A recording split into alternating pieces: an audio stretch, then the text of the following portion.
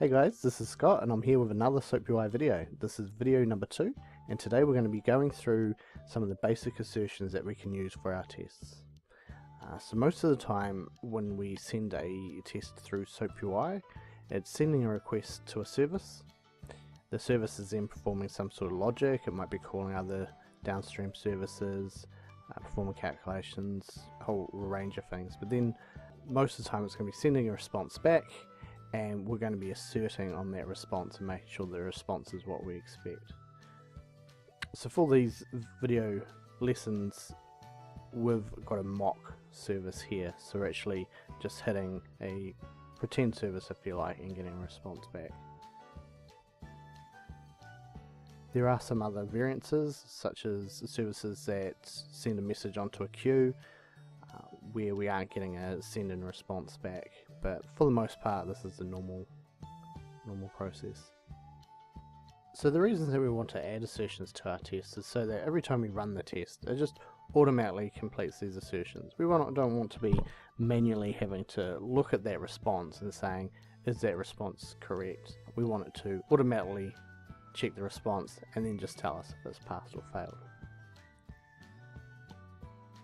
So we're just going to go through some of the basic assertions that SoapUi offers out of the box. So we'll jump back into SoapUi and I'm just going to import a project. So if you want to follow along with this, in the description should be a SoapUi project and a WSDL file. Download that and then you just want to import that into SoapUi, just like so.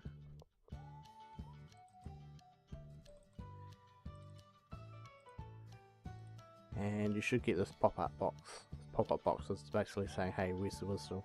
So choose one, select WSDL, and then you just want to navigate to wherever you've saved that WSDL file. Click open, click OK, and it should be good to go. What we've got here is some test suites, and we've also got our mocks. So I'm just going to open up the test case, hit the little run button, and it should come back basically saying there's nothing there. So we're going to run the mock, open up the mock, hit the little run button, and you can see it's running on port 20050, 20050. Going back to my test case, I'm just going to run that, and now we're getting a response back. So assertions, this is where we're going to be doing our assertions on. This is a very simple response. We're only really getting one data value back, but if we click on the raw response we can see that we're also getting other additional things such as HTTP code. So if you click on assertions, click on the plus button, we'll bring up the assertions box. So they've broken it into different areas and then also recently used. So probably the first one is using something like it contains. So this gives us a pop-up box, and we basically enter any text in that we want to make sure is in the response. So in here we can type in Barry Allen, click OK, and we can see it's got a little green light beside it, and that's basically saying that the assertion is run and it's passing. If we were to change that to Allen's, we'll see that it would fail, because it hasn't found Barry Allen's in this. The downside though is that if you can also take characters out and that will still pass. The other thing about the contains is why it's quick and handy.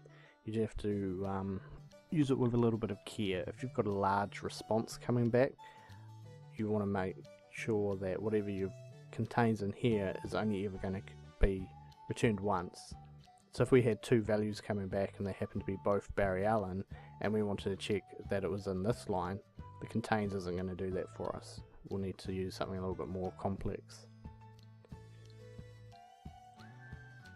Other assertions that we have a does not contain, and this works the same way. So if we were to go Peter Parker, click OK, we get a green because Peter Parker doesn't exist in the response. But if we were to chuck in Barry, going to fail because Barry does exist. We'll just double click that and change that back to Peter Parker. Alright. Some other handy assertions. We have a not SOAP fault. So this one here is basically going to make sure that we're getting an actual SOAP response. Doesn't matter if it's an exception response or a successful response, as long as it's a SOAP response. For example, if we were to change this local host, chuck in a B there, run it, it hasn't got a response back, and it's an unknown host exception, and you can see that the not SOAP fault has failed its assertion. Just correct that, rerun the test, and now it's passing. Another handy assertion is around the HTTP codes. Valid HTTP status code. If we add that, you can see that we're getting back a 200 OK. If we want to make sure that we're always getting back a 200 OK, we can enter it in here. You see it's already passed. If we change that to 500, see it's failed. So for these tests, we're always expecting a 200 back, so we'll chuck in 200. The other version of that is the invalid HTTP status code. So here we can, instead of asserting that we get a 200 back, perhaps we might get a 200, a 205, all sorts, and we just want to make sure that we never get a 500 back. We can enter that one in invalid. And what else do we have? That's around compliance. A lot of these are just kind of jump in, have a play and learn them.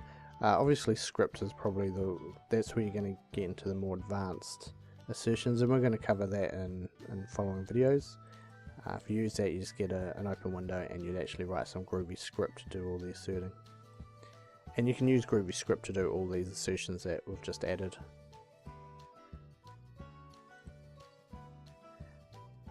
Response. If you want to have a time limit on your response, you can add this one. So how long are we going to be? Well, we want it in 1 millisecond. Of course, we're not going to get a response in 1 millisecond. We can change that to 15, and it might. You can see that last time I ran it was 13 milliseconds, 10 milliseconds. So if it ever got over 15, it would fail its assertion.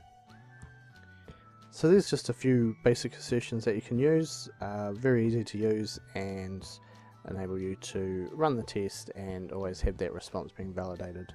Otherwise you'd have to be going into the actual response, checking that it's a 200, checking that it contains the right value, checking that the time is within the time frame, where here it's just as easy to have these assertions. So that's all we've got time for in this video. If you like the video, hit the like button and subscribe, and I'll see you in the next video where we're going to be creating some script assertions.